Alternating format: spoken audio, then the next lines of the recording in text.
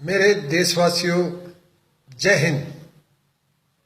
मुझे आज बड़ी खुशी हुई कि मेरे एक सीमा सुरक्षा बल के जवान ने अपने खाने के मामले में देश को एक संदेश दिया है।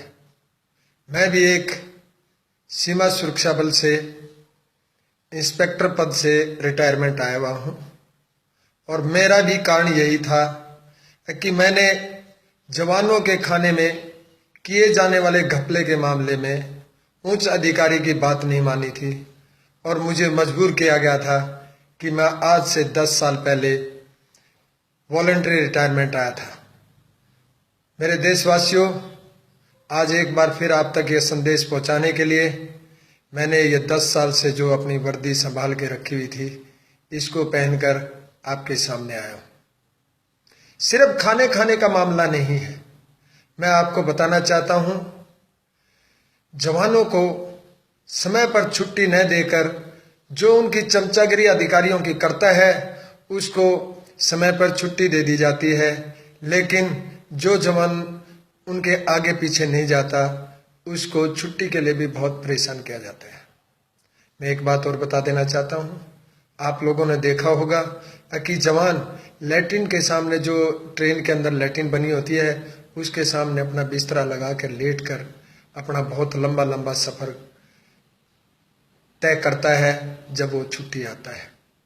इसका एक बहुत बड़ा कारण है कि अधिकारियों की कागजों पर तो लीव प्लान बनाया जाता है, लेकिन उसको वास्तविक रूप नहीं दिया जाता। और भी बहुत सारे घपले किए जाते हैं। आपने बाघा बॉर्डर देखा होगा। बाघा बॉर्डर पर जो जवानों ने वर्दी पहन रखी है, वो उन्होंने अपने पैसे से खरीद कर पहन रखी है। जो वर्दी इनको इश्यू होती है, उसका कपड़ा इतना घटिया होता है कि एक बार धोने के बाद दोबारा उस वर्दी को कोई भी सर्मोनियल ड्रेस के रूप में पहन नहीं सकता। मैं आपको एक बात और कहना चाहूंगा, सिर्फ ये खाने का घपला कहाँ तक है, इसके बारे में भी बता दूं। जो भी आप बॉर्डर पे पोस्ट देखते हैं या जो कैंप, आप सीधी भाषा में मैं बोलूंगा, कैंप आप लोग देखते हो, उस कैंप का बहुत बढ़िया मेंटेनेंस किया जाता है और उस मेंटेनेंस को करने वाले जवान होते हैं। और उस मेंटेनेंस के लिए जो सामान लाया जाता है, वो भी जवानों के राशन से ही लाया जाता है। और भी मैं बताना चाहता हूं, जितने भी अधिकारी कंपनियों में या पोस्टों पर विजिट करते हैं, एक जवान की लगभग जो 50 रुपए डाइट है एक समय की, वो 50 रुपए की डाइट अफसर दे या ना दे, फिर भी वो अगर एक दिन रात को रुकता है, उसके लिए दारू का, सिगरेट का, मुर्गे का, हर प्रकार का खाने का विभिन्न प्रकार के व्यंजन बनाए जाते हैं और वो देकर जाएगा तो सिर्फ ज्यादा से ज्यादा 50 रुपए। इसी प्रकार से आपने देखा होगा कि वेलफेयर के लिए जवानों के लिए बहुत पैसा आता है। उनकी फैमिलीज के वेलफेयर सेंटर खुले जाते हैं, लेकिन उसके अंदर भी पैसा जो आता है, उसको भी उच्च अधिकारी ऐसे ही चाट जाते हैं। मैं आपको अभी मामला आया था J&K का। मैं J&K के मामले में बताऊंगा कि जो बॉर्डर पे कारगिल में मैं खुद रहा हूं, जो बॉर्डर पर ऊपर पोस्टों पे रहते हैं, उनके पास तो आधा राशन भी नहीं पहुंचता। उनको जो दी जाती वर्दी है, उस वर्दी को एक जवान कई साल तक, एक जवान वहां रहेगा, वो दूसरे जवान को दे दी जाती है, तीसरे को दे दी जाती है और उसकी हालत बहुत माड़ी होती है। इसके साथ साथ मैं आपको बताना चाहूंगा, जितने भी सिक्योरिटी या सिक्योरिटी एड्स कहते हैं उसको, यानी जो उनके साथ सुरक्षा के लिए लगाए जाते हैं उच्च अधिकारियों के साथ, उनका काम एक बच्चे को संभालेगा, एक उसके वर्दी प्रेस करा के लाएगा, जूते पॉलिश करेगा और साथ के साथ वो उसके खाना पकाने का भी जवान काम करता है। अगर किसी जवान ने मना किया तो उस जवान को बहुत परेशान किया जाता है, मानसिक रूप से प्रताड़ित किया जाता है। और इसी प्रकार बहुत सारे घपले, चाहे वो वर्दी खरीदने में हो, इक्विपमेंट खरीदने में हो, बहुत सारे घपले किए जाते हैं। इसलिए मैं एक बार फिर उस तेज बहादुर यादव को सलाम करता हूं, जिसने अपने जवानों की भावनाओं को देश के प्रधानमंत्री तक पहुंचाने की कोशिश की है। एक बात और मैं आपको कहना चाहूंगा, आप देखेंगे कि आजकल वॉलंटरी रिटायरमेंट बहुत जवान आ रहे हैं। उसका कारण सिर्फ एक ही है कि वो अधिकारियों से परेशान होते हैं। और मैं तो ये कहूंगा, बिल्कुल सरेआम अफसर जो सीनियर होते हैं वो तानाशाही का जो है एक छोटा रूप कह सकते हैं। आपने देखा होगा बहुत सारे डीजी आए जिन्होंने जवानों के बारे में कभी नहीं सोचा। लेकिन मैं इतना जरूर कहूंगा, सिर्फ अभी तक अगर कोई जवानों के बारे में सोचने के लिए डीजी आया है तो मिस्टर प्रकाश सिंह आए हैं। इन्होंने जवानों के वेलफेयर के लिए बहुत काम किया।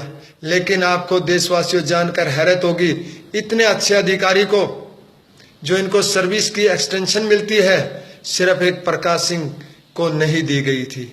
वो जब रिटायरमेंट हुए थे, मैं उनकी जो विदाई परेड में खुद एक सब इंस्पेक्टर के तौर पर वहां उपस्थित था, उस परेड में भाग ले रहा था।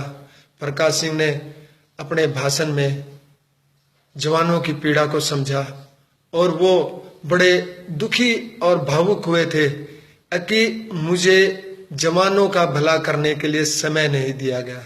दोस्तों, आपने जो इस जवान की आवाज को सोशल मीडिया के थ्रू उठाया है, बहुत सारे मामले हैं।